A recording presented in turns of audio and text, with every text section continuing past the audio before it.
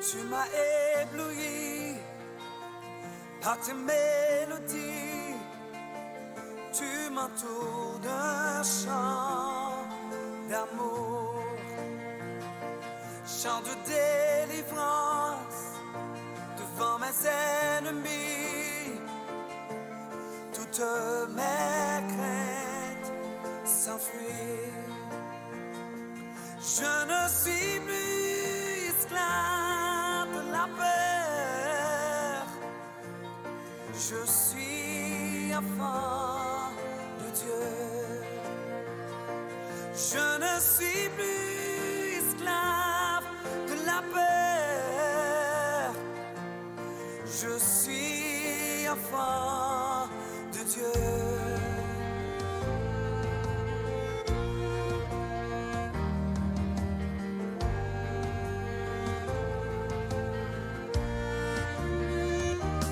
Avant ma naissance, tu m'avais choisi, appelé par mon nom. Tu m'as adopté, je suis de ta famille. Ton sang coule dans mes veines. Je ne suis plus esclave de la peur. Je suis enfant de Dieu. Je ne suis plus esclave de la peur. Je suis enfant de Dieu. Je ne suis plus esclave de la peur. Je suis enfant de Dieu. Je ne suis plus esclave de la peur. Je suis enfant de Dieu.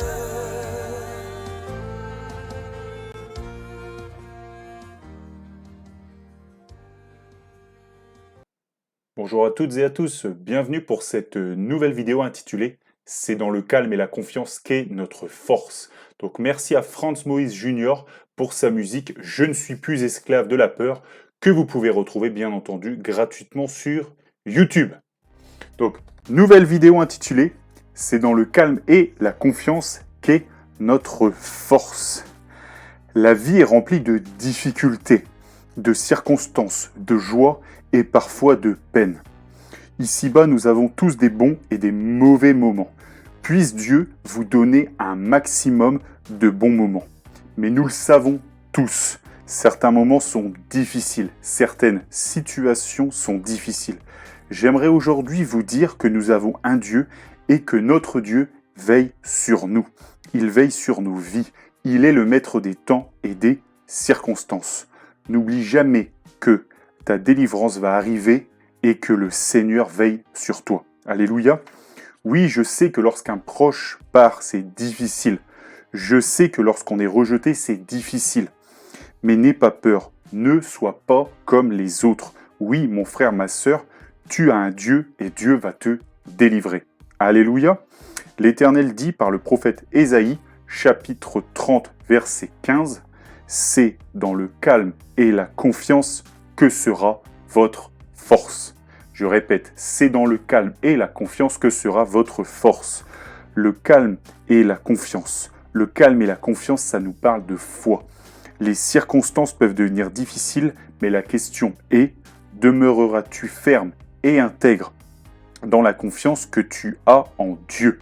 Auras-tu foi en Dieu au point que même si tu vois que tout part de travers, tu resteras intègre? Garderas-tu la ferme assurance des choses que l'on espère? Auras-tu foi en Dieu au point de rester attaché à toutes ses promesses, quand bien même tout sera sur le point de s'effondrer? Dire qu'on a la foi est une chose. L'avoir véritablement en est une autre. Quel genre de croyant veux-tu être? Ça, c'est une question profonde. Et oui, cette phrase du prophète Ésaïe, elle est profonde. c'est dans le calme et la confiance que sera votre force. Le Seigneur Jésus-Christ a dit un jour, donc dans l'évangile de Luc, chapitre 21, versets 25 à 27, « Il y aura des signes dans le soleil, dans la lune et dans les étoiles, et sur la terre il y aura de l'angoisse chez les nations qui ne sauront que faire, au bruit de la mer et des flots, les hommes rendant l'âme de terreur dans l'attente de ce qui surviendra pour la terre, car les puissances des cieux seront ébranlées. Alors on verra le Fils de l'homme venant sur une nuée avec puissance et une grande gloire. » Oui, le Seigneur va venir. Alléluia, il va revenir. Et aujourd'hui, on le voit de plus en plus, ce temps est proche parce que les gens ont peur. Et les gens vont avoir de plus en plus peur. Il est normal qu'ils aient peur parce qu'ils n'ont pas d'espoir. Nous avons mieux qu'un espoir. Alléluia, nous avons une délivrance garantie à 100% par notre Seigneur Jésus-Christ grâce à son sacrifice à la croix par le moyen de la foi. Alléluia. Peu importe ce qu'il arrivera, Dieu sera là et nous délivrera. Soyons dans le calme et la confiance en toutes circonstances. Je sais que c'est difficile, mais Dieu ne s'est pas donné lui-même à la croix pour nous abandonner. Il nous défendra. Seigneur, aide-nous à rester calmes et confiants dans l'épreuve, même quand cela est très difficile. Aide-nous à le supporter. Alléluia. Mon frère, ma sœur, parfois c'est dans l'épreuve qu'est mis à l'épreuve notre foi. Beaucoup de gens disent avoir la foi quand tout va bien, mais quand tout est sur le point de tomber, beaucoup de gens reculent. Alors que Dieu dit, mon frère, ma sœur, je le répète encore une fois, c'est dans le calme et la confiance envers Dieu que sera votre force. Alléluia. J'aimerais vous encourager aujourd'hui à avoir cette confiance en Dieu. Donc nous allons voir des cas bibliques, bien sûr. Nous prenons une première lecture, Exode chapitre 17, versets 1 à 6. Exode chapitre 17, versets 1 à 6. Toute l'assemblée des enfants d'Israël partit du désert de Sin selon les marches que l'Éternel leur avait ordonnées. Et ils campèrent à Réphidim, où le peuple ne trouva point d'eau à boire. Alors le peuple chercha querelle à Moïse. Ils dirent, « Donnez-nous de l'eau à boire. » Moïse leur répondit, « Pourquoi me cherchez-vous querelle? Pourquoi tentez-vous l'Éternel ?» Le peuple était là, pressé par la soif et murmurait contre Moïse. Il disait, « Pourquoi nous as-tu fait monter hors d'Égypte pour me faire mourir de soif avec mes enfants et mes troupeaux ?» Moïse cria à Dieu en disant, « Que ferai-je à ce peuple? Encore un peu et ils me lapideront. » L'Éternel dit à Moïse, « Passe devant ce peuple et prends avec toi des anciens d'Israël. Prends aussi dans ta main ta verge avec laquelle tu as frappé le fleuve et marche. Voici, je me tiendrai devant toi sur le rocher d'Orab. Tu frapperas le rocher, il en sortira de l'eau et le peuple boira. » Et Moïse fit ainsi aux yeux des anciens d'Israël. Vous voyez, le peuple a soif. Le peuple qui vient de sortir d'Égypte, le peuple perd confiance en Dieu. Dieu les a sortis de la difficulté en Égypte. Il les a sortis de l'esclavage. Mais seulement voilà, ils doutent dans l'épreuve. Quand ils ont soif, quand il n'y a rien à boire, ils doutent. C'est une épreuve. Et là, ils crient. Et ils vont même jusqu'à dire à Moïse, « Pourquoi nous faire sortir d'Égypte pour mourir de soif ?» Ils ont contesté. Ils ont cherché querelle. Ils ont pensé que les Égyptiens leur donneraient de l'eau. Et ils ont sous-entendu qu'ils seraient encore mieux au pays d'Égypte. Ça peut aller loin la contestation avec Dieu quand on n'a pas la foi. Alléluia. Ça peut aller loin la rébellion quand les gens n'ont pas la foi. Il ne faut pas qu'il en soit ainsi pour nous. Pas étonnant pour ce peuple que le Seigneur les a fait tourner pendant 40 ans au désert avec le cœur qu'ils avaient. Et bien entendu, le Seigneur leur a fait miséricorde. Il leur a donné de l'eau au milieu du désert. Moïse a frappé avec la verge et l'Éternel a agi puissamment. Il a délivré, il a donné l'eau. Alléluia. Mon frère, ma soeur, si ce peuple serait resté dans le calme et la confiance, Dieu leur aurait donné l'eau pareille. Alléluia. Mais sauf que Dieu aurait été content. Il aurait vu qu'ils avaient un bon comportement, qu'ils avaient un comportement plein de foi. Et ça aurait fait la différence. Alléluia. Parce que nous, on cherche aussi, bien entendu, à être agréable au Seigneur. Et la Bible dit que sans la foi, il est impossible d'y être agréable. Donc mon frère, ma sœur, dans tes difficultés, Dieu va te délivrer. Garde le calme et la confiance, garde finalement la foi, et Dieu te délivrera, et cela lui sera une bonne odeur. Il sera content. Alléluia. On va maintenant regarder aussi un deuxième exemple avec Salomon, avec le roi Salomon. Donc Salomon était un grand roi, mais Salomon, il avait un problème. Il s'appuyait sur des chars, sur une puissance militaire. Le prophète Ésaïe, chapitre 31, verset 1, nous dit « Malheur à ceux qui descendent en Égypte pour avoir du secours, qui s'appuient sur des chevaux et se fient à la multitude des chars et à la force des cavaliers. Mais nul ne regarde pas vers le Saint d'Israël et ne cherche pas l'Éternel. » Vous voyez? Donc vraiment, maudits soient ceux qui vont en Égypte, qui mettent leur confiance finalement, non pas en Dieu, mais qu'ils mettent leur confiance dans les chars, dans les cavaliers, dans la puissance militaire. Alléluia, donc ça c'est ce que déclare le prophète Ésaïe. Et maintenant nous allons faire une première lecture. Premier livre des rois, chapitre 10, versets 18 à 29. Premier livre des rois, chapitre 10,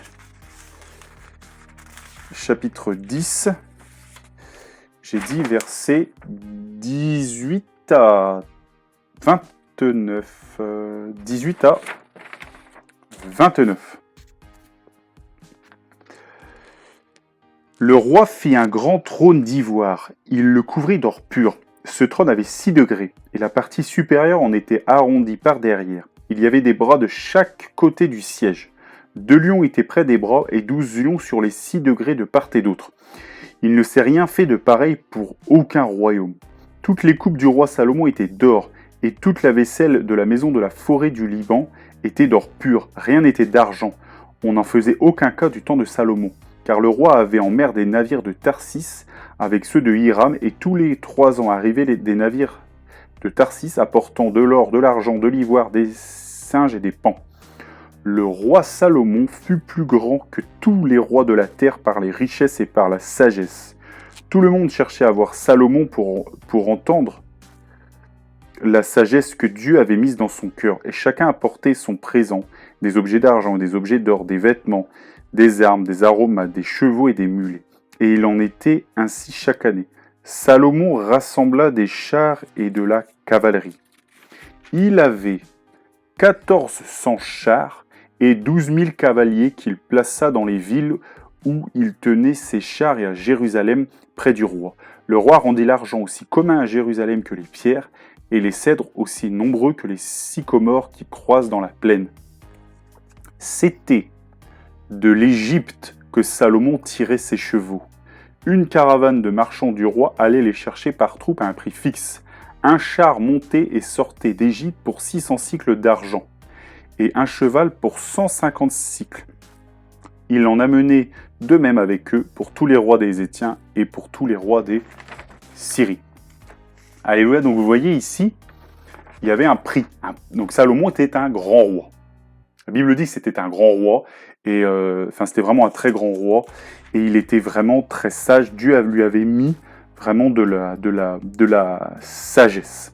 Il fut plus grand, et la Bible dit, plus grand que tous les rois de la terre par les richesses et par la sagesse. Donc vraiment, il a rendu le pays d'Israël vraiment prospère. Il y avait beaucoup d'or, il y avait des cargaisons qui allaient chercher de l'or, de l'argent. Les gens venaient le voir, voulaient l'écouter, le payer, ils lui faisaient des présents. Alléluia. Mais vous voyez, là, on commence à voir déjà un problème. Déjà, on voit, la Bible dit, dans ce passage, elle le dit clairement, que la sagesse, elle avait été donnée par Dieu. Vous voyez, c'est Dieu qui donne, c'est Dieu qui rend prospère. Alléluia, rappelle-toi, c'est dans le calme et la confiance que sera votre force. Dieu donnera tout ce dont tu as besoin. Alléluia. Et vous voyez, Salomon avait tout cela. Mais Salomon, il lui a fallu encore plus. Et donc, du coup, il a été en Égypte et il achetait des chevaux et des chars. Et il avait, vous voyez, la Bible dit 1400 chars et 12 000 cavaliers. Donc c'est vraiment une armée énorme, surtout à cette époque. Et il s'appuyait quelque part sur cette armée parce qu'il se disait, il se disait qu'il en avait besoin. Besoin pour tout un tas de choses, besoin contre ses ennemis, etc. Alléluia. Alors que Dieu dit par le prophète Ésaïe, « Malheur à ceux qui descendent en Égypte pour avoir du secours, qui s'appuient sur des chevaux et se fient à la multitude des chars et à la force des cavaliers. » Vous voyez, c'est exactement ce qu'on vient de dire. C'est-à-dire que Salomon, quelque part, même si Dieu l'avait oint, Dieu l'avait béni, Dieu lui avait donné la sagesse, Dieu lui avait donné finalement le royaume d'Israël, eh bien Salomon s'appuyait quelque part aussi sur la multitude de chars et de cavaliers. Et ça, Dieu, il n'aime pas ça, bien sûr, et il dit malheur. Malheur à ceux qui s'appuient sur cela.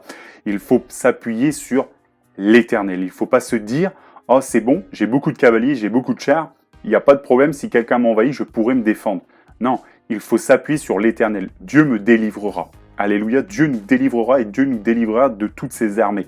Voilà ce que Salomon aurait dû se dire à cette époque. Alléluia. Donc il ne s'agit pas ici, bien sûr, de dire que tout est bien ou tout n'est pas bien, mais juste de dire, vous voyez, sur cet aspect-là, c'est dommage. Parce que Salomon, vraiment, Dieu l'avait béni, et Salomon, du coup, tellement il était béni, il pouvait comprendre une chose, c'est que la main de l'Éternel était sur lui. Et mon frère, ma sœur, la main de l'Éternel est aussi sur toi, toi qui crois en Seigneur Jésus-Christ. Donc si la main de l'Éternel est sur toi, pas la peine d'avoir aussi des fusils, pas la peine d'avoir des choses comme ça, Dieu te le délivrera. Alléluia. Donc, on va continuer. Deuxième livre des rois, sur une autre lecture, mais cette fois, on va prendre un dernier exemple sur le roi Ézéchias. Deuxième livre des rois, chapitre 18, versets 17 à 33. Deuxième livre des rois, chapitre 18, versets 17 à 33. Le roi d'Assyrie envoya de Lakhis à Jérusalem vers le roi Ézéchias, Tartan, Rabsaris et Rabshakeh, avec une puissante armée. Ils montèrent et ils arrivèrent à Jérusalem. Lorsqu'ils furent montés et arrivés, ils s'arrêtèrent à l'aqueduc de l'étang supérieur, sur le chemin du champ du Foulon. Ils appelèrent le roi et Eliakim, fils de Hilkija, chef de la maison du roi, se rendit auprès d'eux, avec Shebna le secrétaire et Joach, fils d'Asaph, l'archiviste. Rabshakeh leur dit, « Dites à Ézéchias, ainsi parle le grand roi, le roi d'Assyrie. Quelle est cette confiance sur laquelle tu t'appuies? Tu as dit, il faut pour la guerre de la prudence et de la force, mais ce ne sont que des paroles en l'air. Et en qui donc as-tu placé ta confiance pour t'être révolté contre moi? Voici, tu l'as placé dans l'Égypte, tu as pris pour soutien ce roseau cassé qui pénètre et perce la main de quiconque s'appuie dessus, tel est Pharaon, roi d'Égypte, pour tous ceux qui se confient en lui. Peut-être me direz-vous, c'est en l'Éternel notre Dieu que nous nous confions. Mais n'est-ce pas lui dont Ézéchias a fait disparaître les hauts lieux et les autels en disant à Juda et à Jérusalem, vous vous prosternerez devant cet autel à Jérusalem? Maintenant, fais une convention avec mon maître, le roi d'Assyrie, je te donnerai 2000 chevaux si tu peux fournir des cavaliers pour les monter. Comment repousserais-tu un seul chef d'entre les moindres serviteurs de mon maître? Tu mets ta confiance dans l'Égypte pour les chars et pour les cavaliers.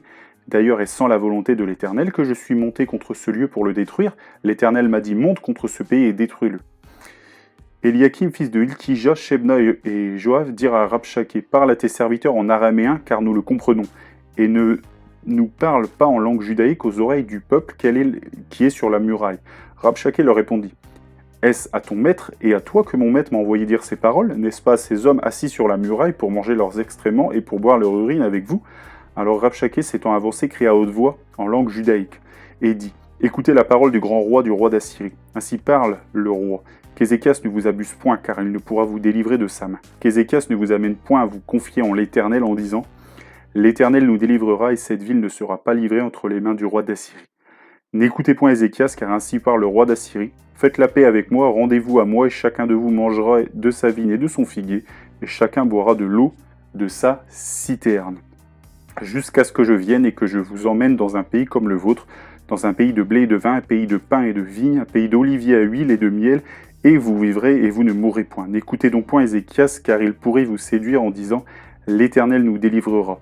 Les dieux des nations ont-ils délivré chacun son pays de la main du roi d'Assyrie? Alléluia. Donc vous voyez ici, donc on a un autre problème. Cette fois-ci, un bon exemple. Rappelez-vous, c'est dans le calme et la confiance en l'Éternel, bien sûr, que sera notre force. Alléluia. Vous voyez, il y avait Ézéchias. Ézéchias qui était le roi à cette époque. Et il y a un serviteur du roi d'Assyrie, Rabshakeh, qui a envoyé. Il a envoyé et il y a guerre, donc entre le pays d'Israël et entre Rabshakeh. Je ne vais pas rentrer trop dans les détails. Voilà, il y a combat. Enfin, il y allait avoir combat. Et bien sûr, l'Israël se retranche à Jérusalem. Et le roi Ézéchias, bien sûr, lui, vous voyez, il n'a pas peur. Il n'a pas peur que le roi d'Assyrie ait beaucoup de serviteurs, que le roi d'Assyrie ait beaucoup de soldats, bien plus que lui, parce que le roi Ézéchias, il s'appuie sur quelqu'un, il s'appuie sur Dieu, il s'appuie sur l'Éternel, parce que pour lui, c'est dans le calme et la confiance en l'Éternel qu'est sa force. Il ne regarde pas, si vous voulez, au fait qu'en face il y ait des chars, qu'en face il y ait des chevaux, qu'en face il y ait une multitude de guerriers, il voit aux promesses de l'Éternel. Si l'Éternel est avec nous, mon frère, ma sœur, qui sera contre nous? Ézéchias avait bien compris cela, il avait bien compris qu'en étant du côté de l'Éternel, de Dieu, il gagnerait tous les combats, même en infériorité numérique, même à 1 contre 10, même sans armée, il gagnerait, parce que l'Éternel le délivrerait. Mon frère, ma sœur, c'est dans le calme et la confiance qu'est ta force. Dieu aussi, lui, ce qu'il a fait pour Jérusalem et pour Ézéchias à cette époque, il peut le faire aussi pour toi. Il est Dieu. Alléluia. Et vous voyez, quelque part revient ce qu'on a vu auparavant avec Salomon et avec le prophète Ésaïe, revient cette idée de char. Voyez, il dit, Rabshakeh, voyez, il s'appuie sur la puissance militaire. Il s'appuie sur les chars, il s'appuie sur les cavaliers. Et il dit, comment repousserais-tu le moindre des serviteurs du roi d'Assyrie, donc ces généraux qui ont des armées, toi, quelque part, qui as une si petite armée, tu n'as pas de chars, tu n'as rien, tu ne peux pas gagner contre nous, on est trop fort. Vous voyez, vraiment, voilà ce que dit cet envoyé de Rabshakeh. Et il dit au peuple qu'il ne s'abuse point. S'ils s'appuient sur l'Égypte, de toute façon, l'Égypte ne l'aiderait pas. S'ils placent leur confiance aussi en l'Éternel, il est en train de dire, cet homme, Rabshakeh, bien sûr, c'est faux, mais il est en train de le dire, que Dieu ne les délivrera pas. Mais bien sûr, Dieu va les délivrer. Voyez, et donc il est là, il essaye d'intimider, le peuple ne répond pas, le peuple et Ézéchias gardent le calme et la confiance en l'Éternel, et cette armée venue d'Assyrie, là je vous lis la suite de l'histoire, enfin je vous résume la suite de l'histoire, le roi d'Assyrie va venir faire chercher Rabshakeh et ils vont partir tout simplement, sans même aller jusqu'au siège de Jérusalem. Ils vont partir en hâte. Et peu après, voilà, bon, ils seront délivrés. Alléluia. Donc vous voyez, lui, Ézéchias, il n'a pas regardé, comme a fait Salomon, il n'a pas regardé au nombre de chars, au nombre de cavaliers, au fait de faire des conventions, des partages avec l'Égypte pour se défendre. Surtout que, rappelez-vous, à cette époque-là, c'était pas encore il y a si longtemps que le peuple d'Israël était sorti d'Égypte. Alléluia. Donc voilà, soyons, mon frère, ma sœur, calmes et confiants. Oui, calmes et confiants. Toutes circonstances, même dans l'épreuve, notre délivrance par notre Seigneur Jésus-Christ va arriver. Alléluia. Et vous savez, aujourd'hui, quelque part, je voudrais faire une petite ouverture. Aujourd'hui, on a un pays d'Occident qui est encore la plus grande armée du monde, dit-on. Mais vous savez pourquoi ils ne nous dominent plus? Ils ne dominent plus parce qu'ils se reposent aussi sur leurs armées.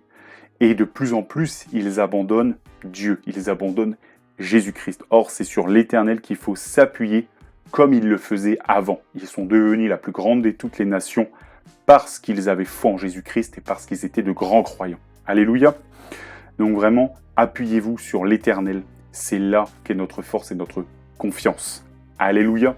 Pas forcément sur notre perception des circonstances. Dieu peut les changer en un instant. Il est Dieu et il le fera, mon frère, ma sœur, pour toi, parce que tu es dans le calme et la confiance et parce que tu as foi en lui. Cette attitude le démontre. Alléluia. Que Dieu vous bénisse dans le nom de Jésus-Christ et que toute la gloire lui revienne.